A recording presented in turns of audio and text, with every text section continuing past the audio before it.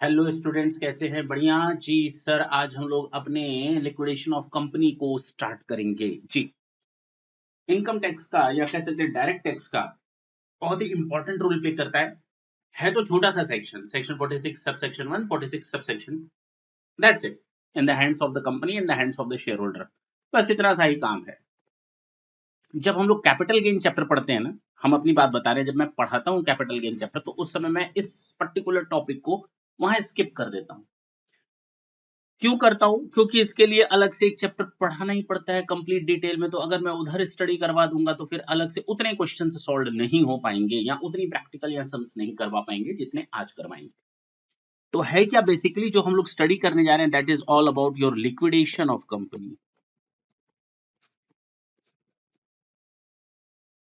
और इसमें दो चीजें कवर होती हैं। अगर लिक्विडेशन होती है कंपनी तो क्या ट्रीटमेंट होता है। हम लोग जो भी पढ़ने जा रहे हैं वो section 46 subsection 1 and section 46 subsection 2 ये कहलाता है taxability in the hands of the company. Taxability in the hands of company.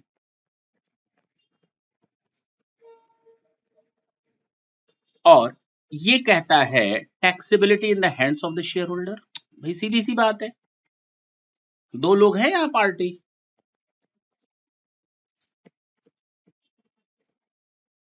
अगर किसी कंपनी का लिक्विडेशन होता है तो आपको आज तक कई बार ये बताया गया होगा, कई बार ये चीज बोली गई होगी कि एक कंपनी का लिक्विडेशन होता है, कंपनी को अपनी एसेट्स को डिस्पोज ऑफ करके लायबिलिटीज को डिस्चार्ज करना पड़ता है। And after any amount remained with the company after disposing of और discharging all the liabilities, the company is needed to make the payment of the shareholders. और उसमें भी first priority is given to the preference shareholder. Sir ये हम लोग को अच्छी तरह मालूम है, कई बार हम लोग पढ़ चुके हैं कि अगर एक कंपनी का लिक्विडेशन होता है तो कंपनी में लिक्विडेटर का अपॉइंटमेंट होता है और उस केस में वो सारी एसेट्स उसकी हाथ में चली जाती हैं, सारी सारी एसेट्स एंड लायबिलिटीज। वो एसेट्स को डिस्पोज ऑफ करता है और लायबिलिटीज को डिस्चार्ज करता है, दैट्स इट।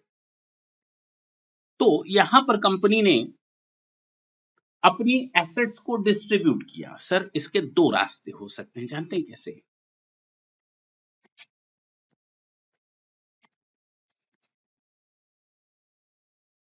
कंपनी के पास दो ऑप्शंस हैं, option 1 and option 2।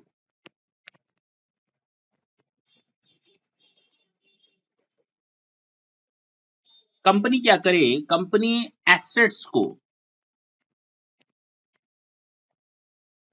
assets are to be distributed amongst shareholders as such।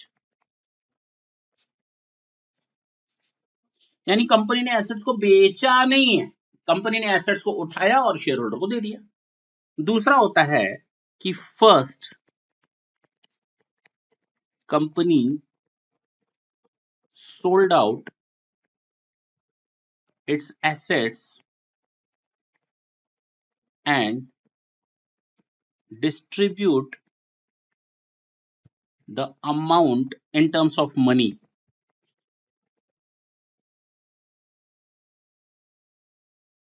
To shareholders. अब बात समझ में आई? ये दो बातें क्या है, हम किसकी बात करने जा रहे हैं?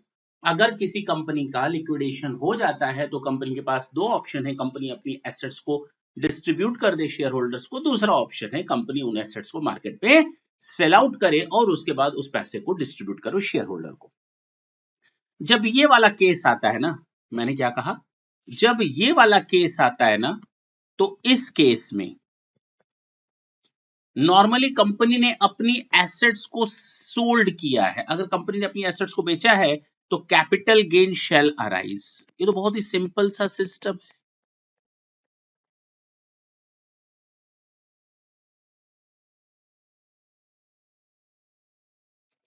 नॉर्मली या एज यूजुअल आप कह सकते हैं, जैसा हम लोग जानते हैं वैसा ही सिस्टम होगा। Sale consideration minus cost of acquisition minus cost of improvement minus transfer expenses wholly और exclusively in connection with such transfer, short term capital gain और लॉन्ग टर्म कैपिटल गेन। ये रिजल्टेंट फिगर आ जाती है, ये आपको मालूम है सेक्शन 48 में आप लोगों ने देखा है। अच्छा, ये कैपिटल गेन अराइज हो गया, बहुत ही सिंपल सा है। और कंपनी क्या करती है, चूंकि बेचा है, no tax treatment in the hands of shareholders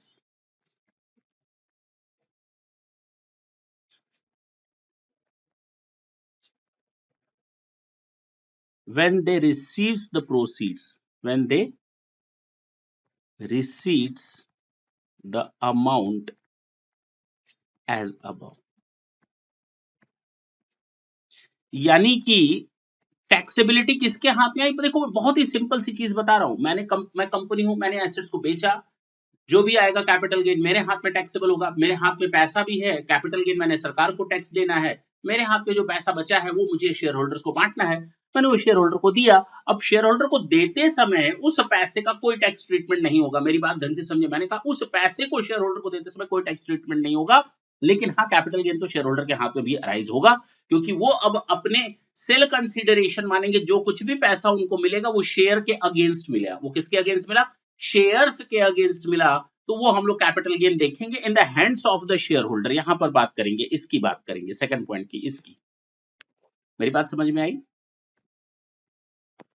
तो अब हम क्या बात कर रहे हैं, अगर आप इसको नहीं भी लिखेंगे तो हमें नहीं लगता आपको किसी तरह की दिक्कत आएगी, ये आप हटा भी सकते हैं। अगर कंफ्यूजन हो रहा है तो बिल्कुल हटा दीजिए। हमने कहा जो पैसा कंपनी को मिला अगर वो डिस्ट्रीब्यूट करती है तो कंपनी ऑलरेडी टैक्स दे चुकी है, अब वो शेयर होल्डर के हाथ में गया, तो इस पैसे का कोई tax treatment in the hands of the share holder नहीं होगा, इस पैसे का। चले आगे, अगर हटाना चाहते हैं that is up to you. Option 1 की बात करते हैं, अगर company as such shareholders को ये एसेट्स डिस्ट्रीब्यूट कर देती है तो क्या होगा? No capital gain.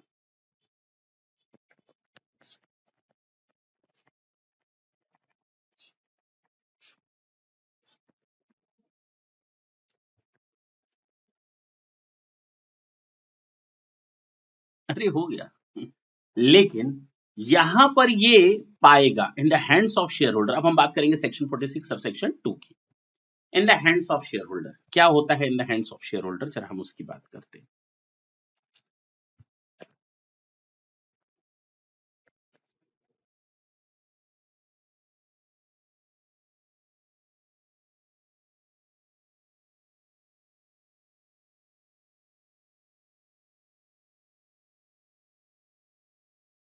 क्या होता है इन the hands of share holder? यहां मैं एक शेयर होल्डर हूं, मुझे कंपनी से क्या मिला? पैसा। मुझे कंपनी से एसेट्स मिली। क्या मिला? कंपनी से पैसा, पैसा पैसा, और कंपनी से मुझे क्या मिली? एसेट्स मिली। ये दोनों मिले क्योंकि मेरे पास उस कंपनी के शेयर थे। अब वो शेयर किसी काम के नहीं है, इसका मतलब वो शेयर मैंने एक तरह से ट्रांसफर कर दिए। बात समझ में आई? मैंने वो शेयर्स ट्रांसफर कर दिए, और ट्रांसफर करने पर आपको अच्छी तरह मालूम है क्या होता है? कैपिटल गेन क्रिएट होता है। किसके हाथ में? जो ट्रांसफर करेगा। तो यहां पर ट्रांसफर किसने किया? शेयर होल्डर्स ने किया। तो सर कैपिटल गेन कैसे कैलकुलेट होगा, जरा ढंग से देखें। हम लोग यहां लिखते हैं फुल वैल्यू ऑफ कंसिडरेशन, हाँ या ना?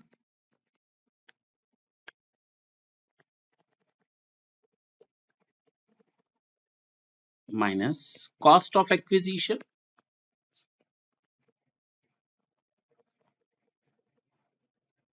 Minus cost of improvement. फिलहाल यहाँ कॉस्ट ऑफ इंप्रूवमेंट नहीं आएगा क्योंकि शेयर्स को ट्रांसफर करने की बात हो रही है। Transfer expenses, that's it. जानते हैं ये जो रिजल्ट आएगा इसी को हम कहेंगे शॉर्ट टर्म कैपिटल गेन या लॉन्ग टर्म कैपिटल गेन। और असली प्रॉब्लम जानते हैं कहां? सर ऐसी कैसी? असली प्रॉब्लम यहां आती है, हैशटैग कॉस्ट ऑफ एक्विजिशन। आपको मालूम है एज यूजुअल जैसे हम लोग अब तक दिखाते थे वो हम लोग माइनस कर लेंगे, as usual transfer expenses minus हो जाएंगे, दैट्स इट। ये बड़ी कोई बहुत बड़ी बात नहीं है, लेकिन यहां क्या लिखेंगे इसके लिए ढंग से देखें। Full value of consideration. अब ये सोचे मैं शेयर होल्डर हूं, मैंने अपने शेयर दिए और कंपनी से कंसिडरेशन मिला। अब कंपनी से कंसिडरेशन मिला या तो एसेट्स मिली होगी या फिर कैश मिला होगा? मानते हैं ना? अगर कैश मिला तो आपको मालूम है क्या रखना है, जितना कैश मिला वो रख दो। एसेट्स मिली तो फेयर मार्केट वैल्यू आप रखेंगे। क्या रखेंगे? Fair market value. इन दोनों को ऐड कर देंगे। अब एक इंपॉर्टेंट पॉइंट जो यहां पर बच्चे इसके बाद गलती करते हैं, पहले तो ये फुल वैल्यू ऑफ कंसिडरेशन कैसे निकला ये समझ में आ रहा है, खत्म होने वाला है, topic is going to be over, बस 2 मिनट 4 मिनट ढंग से देने दो, चैप्टर इस खल्लास, केवल न्यूमेरिकल करने हैं। कहता क्या माइनस क्या करना है आपको, अगर याद हो तो डीम्ड डिविडेंड हम लोगों ने पढ़ रखा है, deemed dividend under section 222C। हाँ सर, ये हम लोगों ने जब अदर सोर्सेज भी पढ़ रहे थे उस समय भी आपने इसके बारे में हिंट किया था, और जब हम लोग बेसिक इंट्रोडक्शन चैप्टर पढ़ रहे थे, इंट्रोडक्शन ऑफ टैक्सेशन, तो उस समय भी आपने डीम्ड डिविडेंड सेक्शन 8 में हमको बताया था प्रपोज डिविडेंड क्या होता है, इंटरम डिविडेंड का टैक्सेशन कैसे होता है, टैक्सेबिलिटी कैसे होती है, और deemed dividend 222 A B C D E पांचों बताए थे। तो यहाँ पर सी की बात हो रही है, अगर भूल गए हैं तो वापस चले जाएं, मैंने ये कहा था अगर कोई कंपनी लिक्विडेशन होती है तो लिक्विडेशन के दिन उस कंपनी के पास जितने भी रिजर्व्स होते हैं उस लिमिट तक अगर कोई कंपनी अपनी एसेट्स को डिस्ट्रीब्यूट करती है, जिस दिन कंपनी का लिक्विडेशन हुआ, ये वो दिन है जिस दिन कंपनी का लिक्विडेशन हुआ, और इस दिन कंपनी के पास रिजर्व्स भी हैं एसेट्स भी हैं, तो इन एसेट्स को बेच करके कंपनी जितना, इन एसेट्स को कंपनी जब अपने शेयर होल्डर को डिस्ट्रीब्यूट करती है तो इसको हम डिविडेंड, डीम्ड डिविडेंड मानते हैं, to the extent of availability of accumulated profits. याद आया होगा, याद आया होगा, ये सेंटेंस कई बार यूज हुआ था, ये वही डीम्ड डिविडेंड है, और ये डीम्ड डिविडेंड टैक्सेबल हो जाता है, taxable under the head income from other sources in the hands of share holder. बस, तो शेयर होल्डर का एक जगह से पैसा माइनस हुआ, दूसरी जगह टैक्सेबल हो गया। अगर मिला तो शेयर होल्डर को ये, लेकिन डीम्ड डिविडेंड के तौर पर मिला, इसलिए वो शेयर होल्डर के हाथ में अदर सोर्सेज में टैक्सेबल होगा, उसको हम कैपिटल गेन के पर्पज से ऊपर से हटा देंगे, बात खत्म। ये जो वैल्यू आती है ये वाली, इसी को हम लोग यहाँ प्लेस करते हैं जहां मैंने नोट लिखा है। बस इतना सा ही चैप्टर था, यही आपको तैयार करना है, नथिंग एल्स। अब मैं पढ़ने जा रहा हूं इस चैप्टर की कहानी, और ये खत्म हो जाएगी 5 मिनट में, न्यूमेरिकल स्टार्ट होगा। On liquidation of a company after payment of all it's outside liabilities. ठीक है सर, ये तो हम जानते हैं, आउटसाइड लायबिलिटीज को पेमेंट करने के बाद अगर एसेट्स को डिस्पोज ऑफ किया जाता है तो उसके दो तरीके हैं, एसेट्स को सेल करें मार्केट में और उस पैसे को शेयर होल्डर में बांट दें, या फिर एसेट्स को एज सच शेयर होल्डर में डिस्ट्रीब्यूट कर दें। यही दो तरीके मैंने भी बताया आपको।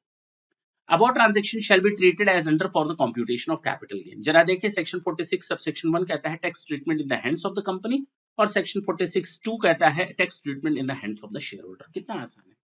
जब हम बात करते हैं tax treatment in the hands of the company, और कंपनी ने एसेट्स को एज सच ट्रांसफर कर दिया है, शेयर होल्डर को बांट दिया है, तो उसको ट्रांसफर नहीं माना जाएगा। At the time of the liquidation of the company any transfer by way of distribution of assets amongst its share holder not to be treated as transfer for the purpose of capital gain। बता दिया ना। तो ये second case जब आता है, second case जब हम एसेट्स को एसेट्स डिस्ट्रीब्यूट करते हैं, लेकिन अगर एसेट्स को मार्केट में बेचा जाता है, in case number 1 when assets are sold in the market and sold to sell proceeds is distributed among the shareholder, then such assets by the company shall be charged to tax under the head capital gain, sale consideration minus cost of acquisition minus expenses। बात खत्म हो गई, और ये आ जाएगा capital gain. ये सारी चीजें मैंने आपको बता दी, ये हम बता चुके हैं, मैंने कहा मर्जी है लिखना है तो लिखो, नहीं लिखना है तो हटा दो, अगर आप कंफ्यूज हो रहे हैं तो, थोड़ी देर पहले मैंने बताया। चलिए क्वेश्चन नंबर 1 देखते हैं क्या बोलता है। क्वेश्चन नंबर 1 कहता है कि the company goes into liquidation and distribute the following assets to the shareholder. 3 shareholder हैं और उनको एबीसी एसेट्स दी जा रही है। उन एसेट्स की मार्केट वैल्यू 10 लाख, 15 लाख और 7 लाख है। ये एग्रीड वैल्यू की चलो भाई इतना इतना आपका डिस्पोज, इतनी वैल्यू से हम आपको एडजस्ट करेंगे, यानी कि शेयर होल्डर को कहा गया देखो भाई 10 लाख की एसेट्स हम आपको दे रहे हैं, लेकिन 4 लाख ही हम माइनस करेंगे, उससे कोई फर्क नहीं पड़ता। तो टोटल एफएमवी देखा जाए, मार्केट वैल्यू कितने की है एसेट्स की, 10, 15, 25, 5, 30, 2, 32, टोटल वैल्यू आ गई 32 लाख। और कहता है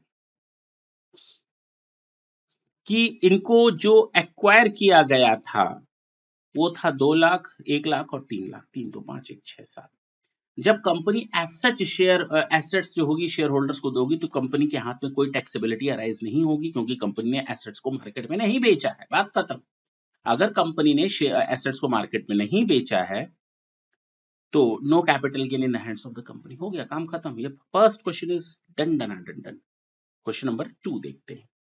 कहता है एक कंपनी है जो लिक्विडेशन में चली गई और उसने अपनी एसेट्स को बेच दिया 43 लाख में और शेयर होल्डर को बांट दिया। शेयर होल्डर को बांटा कैसे है? 32 लाख रुपए देने थे, 32 लाख रुपए की एसेट है, 43 लाख में बेचा है। अरे भैया 43 में बेचा है ना, 43 बेस ले लो, एग्रीड वैल्यू से कोई लेना देना नहीं। खरीदा कितने में था कंपनी ने? 336। अब 43 लाख में कंपनी ने सेल किया है तो full value of consideration minus cost of acquisition हो जाएगा 6 लाख। इंडेक्सेशन अगर होगा लॉन्ग टर्म तो कर देना, नहीं है तो शॉर्ट टर्म में एज सच रख देना। कितना आ गया? 37 lakh taxable in the hands of the company. Long term capital gain होगा तो subject to indexation, short term है तो छोड़ देना, और सीधे सीधे 37 लाख आ गया। This is your answer. Problem क्या है भाई इसमें? खत्म हो गया आपका। इन the hands of the company, done done done done. अब हम क्या बात करने जा रहे हैं? इन the hands of the share holder. मैंने ये कहानी आपको बता दी। कहता है अगर शेयर होल्डर को लिक्विडेशन के समय कोई अमाउंट मिलता है या एसेट्स मिलती है, उसके हाथ में कैपिटल गेन लगेगा। कैसे लगेगा? Full value of consideration minus cost of acquisition as usual, जैसे आप करते आए थे, माइनस ट्रांसफर एक्सपेंसेस। लेकिन फुल वैल्यू ऑफ कंसीडरेशन क्या लेंगे? जितना कैश मिला, जितनी एसेट्स मिली, उसकी market value minus deemed dividend. यही तो मैंने आपको यहां पर बताया अभी थोड़ी देर पहले। ये कहां प्लेस करते हैं हम लोग? यहां पर फुल वैल्यू ऑफ कंसीडरेशन। तो ये तो हम बता ही दिए। पीरियड ऑफ होल्डिंग आपको मालूम है कि जिस दिन कंपनी लिक्विडेशन में चली जाती है उस दिन के बाद की पीरियड ऑफ होल्डिंग को कंसीडर नहीं किया जाता है। ये आपको मालूम है अच्छी तरह से। कंपनी आज लिक्विडेशन में चली गई, इसका मतलब शेयर्स ट्रांसफर हो गए, इसके बाद की पीरियड ऑफ होल्डिंग में काउंट नहीं की जाएगी। ये भी टॉपिक खत्म। जिस साल ऐसा ट्रांसफर होगा, डिस्ट्रीब्यूशन होगा एसेट्स का शेयर होल्डर को, उसी साल उस पर टैक्स लगेगा। अच्छा, ये थोड़ी देर के लिए हम लोग पोस्टपोन कर देते हैं, थोड़ी देर के लिए। एक बार क्वेश्चन सॉल्व कर लें, उसके बाद आ जाएंगे यहाँ पर। क्वेश्चन नंबर 3 कहता है कि एक कंपनी है, उसका लिक्विडेशन हुआ है 30 जून 2022 को, और उस दिन कंपनी की बैलेंस शीट में 4 लाख की कैपिटल और रिजर्व्स थे। ध्यान देंगे 222C का मैटर आएगा। कैश है, मशीन है। अच्छा, कॉस्ट ऑफ एक्विजिशन क्या है? 1 लाख का शेयर इनके, ये 4 लोगों ने ये 4 लाख के शेयर 1-1 लाख के खरीदे हुए। जो ऊपर कंपनी की शेयर कैपिटल दिख रही है 4 लाख, वो 1-1 लाख के 4 शेयर होल्डर हैं, ABCD। चारों का परसेंटेज है, percentage of holding 25 25 25 25। Distribution of cash and assets takes place of 20th of February 2023। On liquidation is shareholder receive the following assets. अब जरा देखो, कंपनी ने दिया क्या है? हर एक शेयर होल्डर को 2 लाख की एसेट्स, हर एक शेयर होल्डर को 2 लाख की एसेट्स, जिसकी बुक वैल्यू है 80,000। अब चूंकि कंपनी ने एज सच मशीन को दे दिया तो कंपनी के हाथ में कैपिटल गेन अराइज नहीं होगा। एज सच कंपनी ने शेयर होल्डर को हाथ में दे दिया, ये ले मशीन तू, एक मशीन तू रख, एक मशीन तू रख, एक मशीन तू रख, और सबको 2-2 लाख रुपए की मशीन दे दी है जिसकी मार्केट वैल्यू। तो कंपनी के हाथ में नो कैपिटल गेन। हाँ, in the hands of the shareholder, yes we will count that. और साथ ही साथ ये है कैश भी मिला है, तो कैश का तो कैपिटल गेन होता नहीं। चलो इन the hands of share holder की बात करते हैं।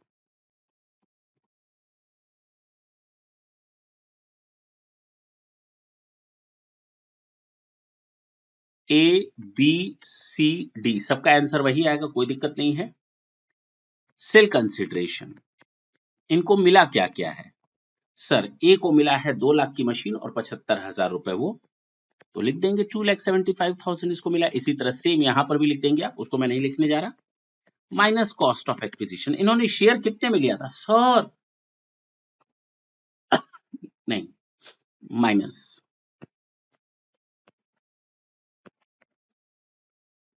ये ऐसे नहीं करें। सेल कंसिडरेशन कैसे निकलेगा? ये है आपका मनी रिसीव्ड, तो आपको मालूम है 75,000 ए को मिला है, हम ए की ही बात कर रहे हैं, ठीक है ना। इसी तरह BCD में कॉपी पेस्ट होगा। FMV ऑफ मशीन कितने की मिली है? 2 लाख। और माइनस सेक्शन 222C, याद आया ना, डीम्ड डिविडेंड। तो 25% है ए का, और टोटल रिजर्व एंड सरप्लस है 220, तो उसका 25 निकालेंगे तो 55,000। तो सेल कंसिडरेशन आ जाएगा 2,20,000, ये माइनस कॉस्ट ऑफ एक्विजिशन। कितने में लिया था इसने शेयर्स को? 1,00,000 है। सब्जेक्ट टू इंडेक्सेशन देख लेना, इंडेक्सेशन करना हो तो कर देना, हमें पीरियड नहीं दी हुई है कब से इन लोगों ने होल्ड किया है। यहां मैं लिख दे रहा हूं सब्जेक्ट टू इंडेक्सेशन।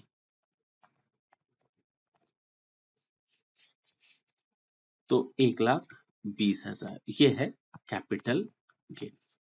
मैं लिख दे रहा हूं लॉन्ग टर्म कैपिटल गेन, ठीक है ना। मान लेते हैं इंडेक्सेशन होता तो क्या होता। अच्छा जी, बस यही है। और ये हो गया long term capital gain. Income from other sources में डीम्ड डिविडेंड हो जाएगा कितना, अंडर सेक्शन 222C। सबके लिए हो रहा है, A B C D E जितने भी हो सब में एडजस्ट कर लेना 55,000। तो टोटल टैक्सेबिलिटी हो जाएगी 55,000 प्लस 1,20,000। याद है ना, 55,000 प्लस 1,20,000 हो गया आंसर। जोड़ लेना, दोनों आ गया 175। बहुत ही आसान है, बहुत ही सिंपल है। प्रैक्टिस के ऊपर है, जितनी आप प्रैक्टिस करेंगे उतनी ज्यादा निखार आएगा। क्वेश्चन नंबर 4 देखते हैं। इसके बाद वो 2 पॉइंट बताएंगे जो आपके छूटे हुए हैं। क्वेश्चन नंबर 5 आप खुद कर लेंगे, हमें नहीं लगता उसमें कहीं कोई दिक्कत आएगी, बहुत ही इजी है। इजी क्या है, नॉर्मल क्वेश्चन है, बोलने के लिए हम पढ़ने के लिए पढ़ देंगे। Mister x purchase 2000 shares 112,001। अब इसने, मिस्टर एक्स ने जो शेयर बाई किए हैं वो 112,001 को बाई किए हैं, 2,000 शेयर खरीदे हैं 20,000 रुपए में। ये उसने उस समय बाई किए थे। अच्छा, कहता था company A limited goes into liquidation on 30 June 2022। Company A limited goes into liquidation on 30 जून 2022। तो डेट ऑफ ट्रांसफर है एक दिन पहले। तो ये लॉन्ग टर्म कैपिटल एसेट है,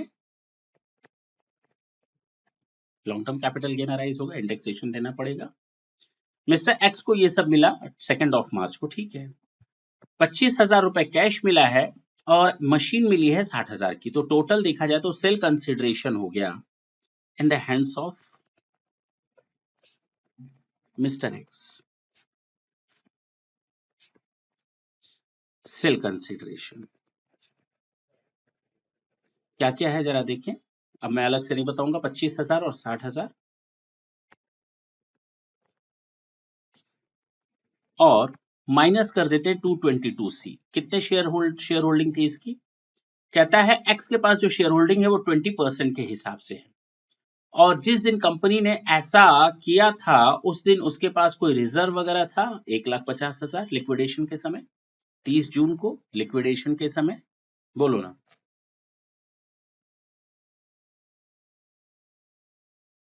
ये 30 जून।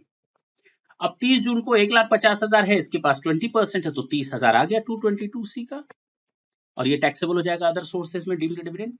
कितना हो गया 55,000। ये हो गया हमारा cell consideration minus index cost of acquisition. चूंकि एसेट्स बहुत लंबे पीरियड से है, कॉस्ट ऑफ एक्विजिशन से लेकर 29 जून तक, तो हमें इसका इंडेक्सेशन देखना पड़ेगा।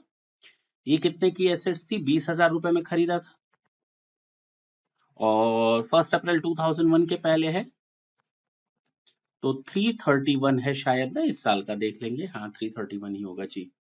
कैलकुलेटर आप यूज कर लेंगे, ये आ जाएगा आंसर 66,200। तो आपका लॉन्ग टर्म कैपिटल गेन आया निगेटिव 11,200। इट्स अ लॉस, ये लॉस हो गया। और अदर सोर्सेज में आ जाएगा 30,000। करना क्या था आगे, कुछ बोल रहा है क्या आगे? अच्छा, आगे बोल रहा है कि मिस्टर एक्स ने फिर इस मशीन को बेच दिया 1,00,000 रुपए में उसी साल 31 मार्च को। तो भैया मशीन को बेचा है, फिर से देखो sale of machine. Sale consideration 1,00,000 में बेचा है, और कॉस्ट ऑफ एक्विजिशन कितने का था सर? ये 60,000 की मशीन थी, इधर देखें मशीन की जो फेयर मार्केट वैल्यू इसने अपने हाथ में लिखा था, ये माइनस कर देंगे फेयर मार्केट वैल्यू, यहाँ कॉस्ट ऑफ एक्विजिशन 60,000। सिंपल है, 40,000। जितने में कोई चीज आई उतने में वो चीज गई।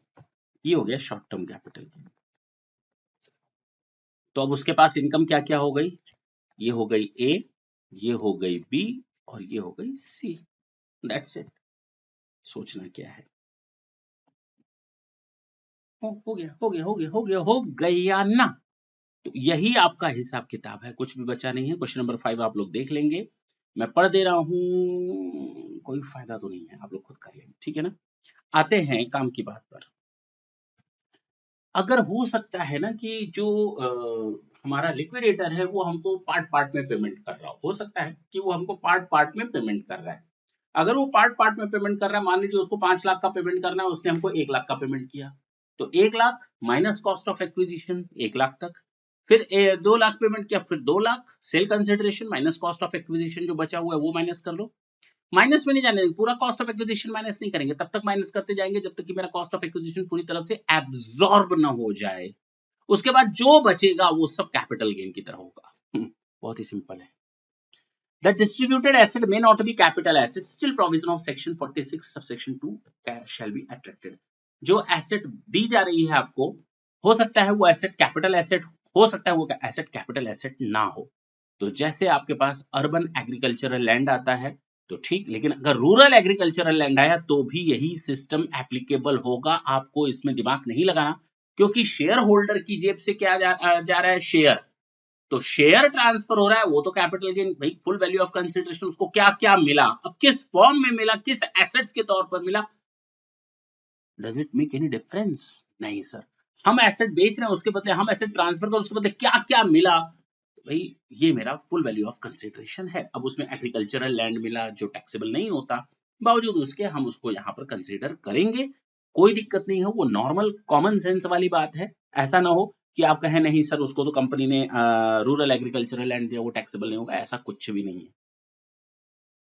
यहाँ पे थोड़ा सा सोचो कि कंपनी ने एसेट डिस्ट्रीब्यूट किया, not a capital, not a transfer, तो कंपनी को तो टैक्स देना नहीं, शेयर होल्डर करेगा, मिलने वाला अमाउंट हमको तो मिला क्या, एग्रीकल्चरल लैंड। उसको हम क्यों माने भैया, आपको मिला है, आपने बेचा नहीं है, मिला है, तो उसको अपनी मिले हुए अमाउंट में जोड़ लो, उसकी फेयर मार्केट वैल्यू, बात खत्म, हो गया, topic is over, chapter is done done done.